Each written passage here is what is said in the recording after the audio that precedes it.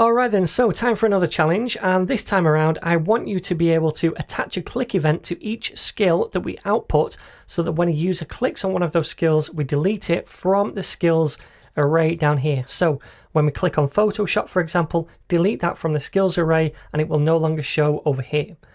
So before we do that, I'm just going to add some styles to these things right here because currently they look pants and I want them to look a bit better. So to do that, I'm using the pill class where we output each skill.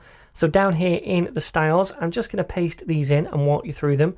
We display them as inline blocks so they sit next to each other, give them a bit of margin and padding, a background of a very light grey, a border radius to make them rounded at the corners, a font size of 12, that reduces it, letter spacing of 1 pixel, we make them bold, the colour of the text is a deepish kind of grey, and then the cursor is pointer so we know that we can click them. So if I save this and preview, we can see they look like this now.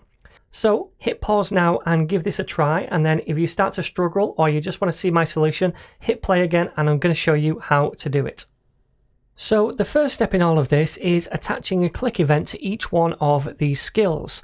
So over in the code, I'm going to come to this loop, and then where we have this skill, I'm going to cut that, create a span tag to surround it, and then attach a click event to the span tag. Now you don't need to use a span tag, you can choose whatever you want to attach the click event to, it really doesn't matter.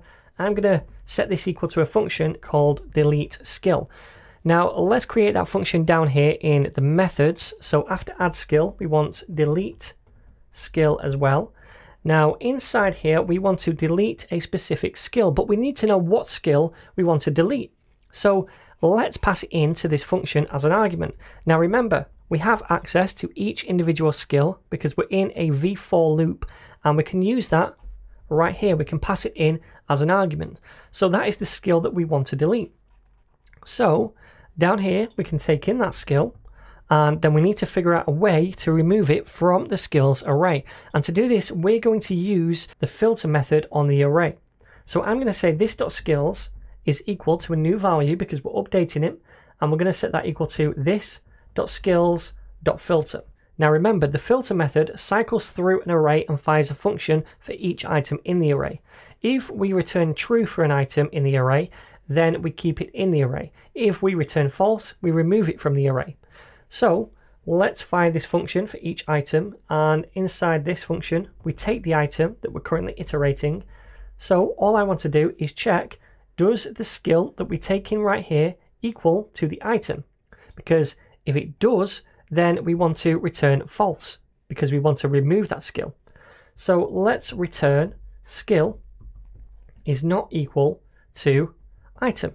So if they're not equal, it returns true and that item remains in the array. If they are equal, if the skill we clicked on and pass into the function matches the item that we're currently iterating, then we want to remove it. So if they are equal, this will be false, and therefore, since we're returning false for that item, it filters it out of the array. It removes it. This returns the filtered array, which is then assigned to the skills property. So we're updating the skills property with that filtered array. So let's give this a whirl, check this out, add a couple of skills, HTML and CSS and Photoshop.